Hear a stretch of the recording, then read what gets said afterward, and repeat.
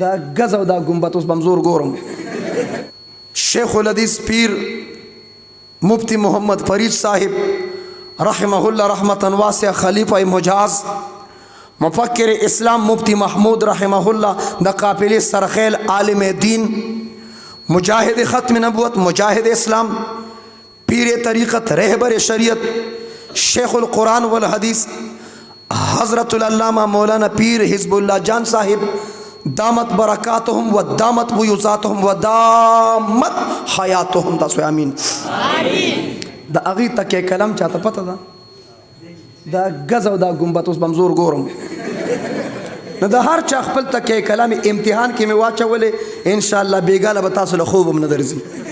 او دا انسان کے تجسس تھی دا اس پہ تاسو سوچ کوئے. بہرحال زما تکی کلام سے شے دے